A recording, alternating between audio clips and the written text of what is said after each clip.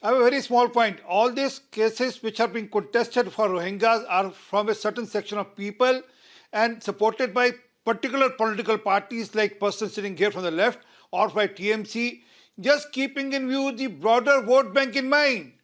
They are trying to appease broader vote bank. They are trying to appease, I'm very clear on this, they are trying to appease Muslim vote bank by supporting Rohingyas' cause. Whereas, and opposing the cause of the persecuted Hindus and Sikhs in Afghanistan, Bangladesh and Pakistan. They'll oppose the tooth and nail and they'll support Rohingyas who are illegal immigrants. They are not even refugees here. Sir, you can placate your vote bank. We can understand. We understand your compulsion. We understand your compulsion. You are trying to placate your vote bank and trying to use Rohingyas as tools. Opposing that. So the Muslim vote bank. Okay, can I get PIL or the BJP government are opposing it because you want to appease the Hindu vote bank.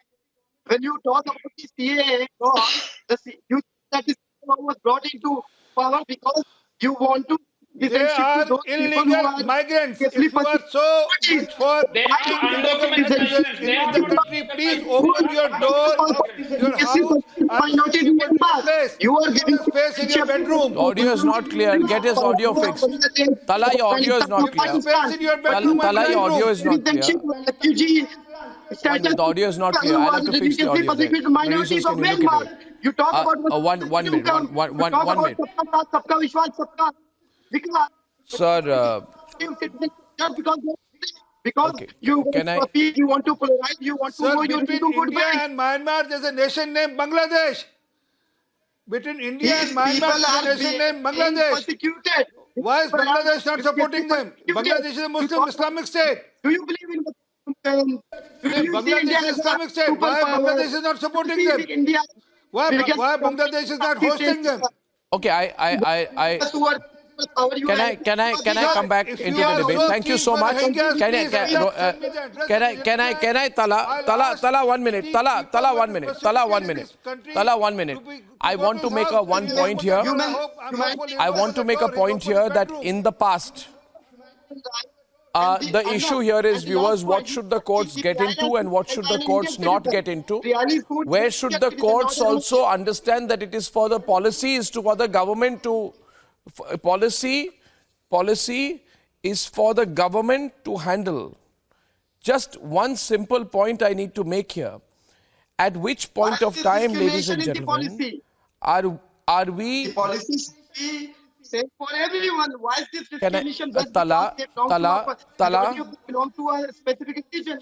The policy changes, but we are ready to accommodate people who are Hindu, who are Parsis, who are Sikhs. I am not against them. Accommodate them, but be human to them.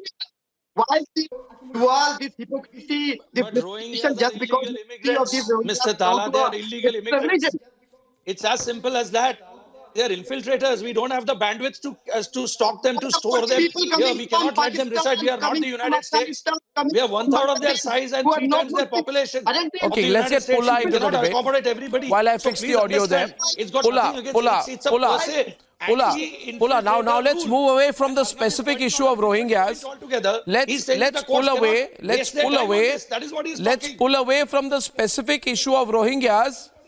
1 minute. Let's pull away from the specific issue of Rohingyas for a moment and look into another issue which I am alluding to repeatedly. That the courts and the government have two different roles. There will constantly be people who will go to the courts and say government is bad in this, government is bad, we don't agree with this government policy, that government policy. It is for the courts to decide how much they can entertain of these petitions. Earlier, Supreme Court judge on the Tribunal Reforms Ordinance 2021 said that the courts cannot strike down law enacted by the Parliament/legislature. Supreme Court Judge Hemant Gupta said that if a law is enacted in Parliament or a legislature, the court cannot strike that down even if it is assumably contrary to the directions or guidelines of the court. We have to respect the right of Parliament, right of government. Supreme Court, on the plea challenging elections from two constituencies, also had further said that in matters of legislative decisions, the Parliament is the competent authority to decide.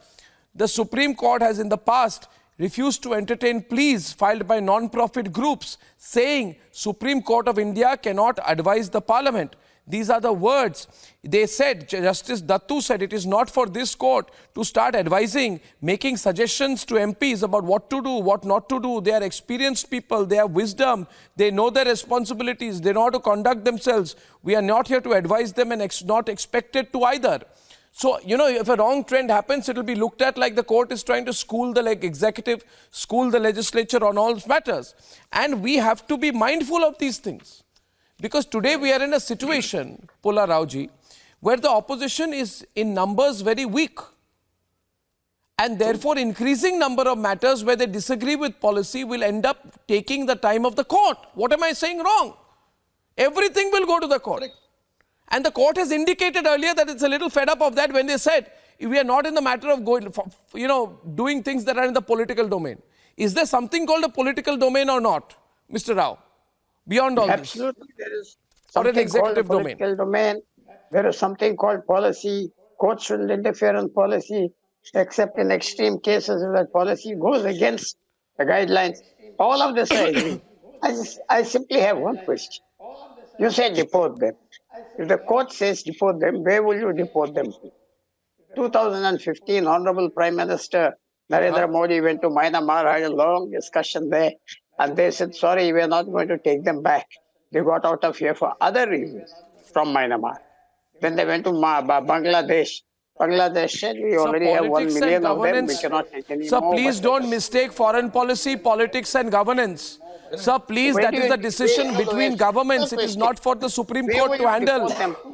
No, sir. No, sir. You can't get into this that you are... No, you can't. Tomorrow you will say the domestic policy, foreign policy, all decisions because it is inconvenient on the aspect of human rights because Amnesty International says something. We have to take this policy. What is this, sir? 1 minute, please. Are we a sovereign country? Are we a sovereign country? Similar situation. So which sovereign country? So I'm sorry, but this is... Britain. You know very well the thousands of people who came by boat landed in Britain. Where was Britain going to send them? They finally found a country called Rwanda willing to take them, to hold them. Even that has not gone through. The problem here, why the court is intervening in this issue, I agree with you, I agree with others.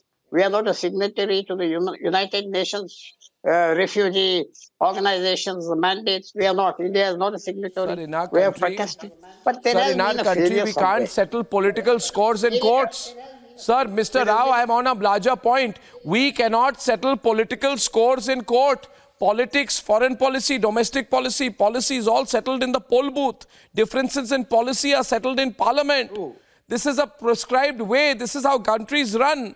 Politics is on the campaign. Governance and policy making is in parliament by the elected will of the people. This is the way countries run. Today in our country, abrogation of 370 finds its way to parliament. In the court, CA goes to the court, Rohingya goes to the court, demonetization goes to the court, everything goes to the court. Then what is the government for? Is the government supposed to be on its toes? No, I'm asking you, everybody on, is the government going to be constantly on tenterhooks?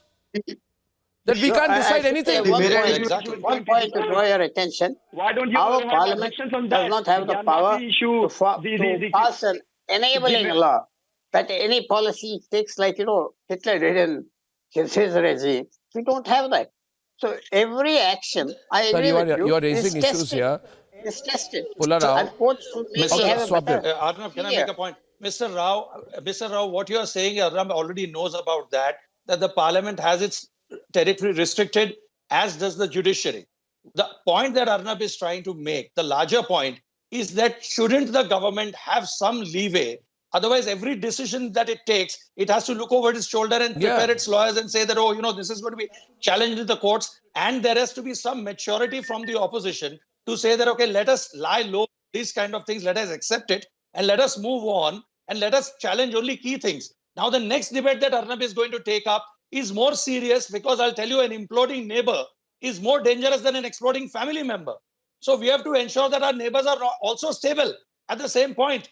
So that is what I'm trying to say. We cannot, we cannot allow them to succumb internally. Otherwise, that shrapnel from there is going to fall all over us. So what Arnab, the point he is trying to make is that the court cannot, also we have to, if you're looking at justice to our own citizens quickly. if you're looking, if you're looking at this issue, then Mr. Chandran, Article 50 of the Constitution, separation of judiciary from the executive.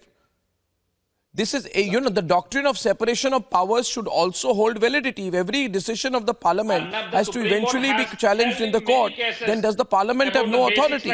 These are structurally flawed issues. The parliament cannot enact I am aware, sir, of basic against structure. the constitution. It has to be tested. The constitutional validity has to be tested in the courts, the constitutional courts. We test everything. That's why we are before the Honorable Supreme Court. And the policies will have to be tested. So Parliament should stop functioning, it means.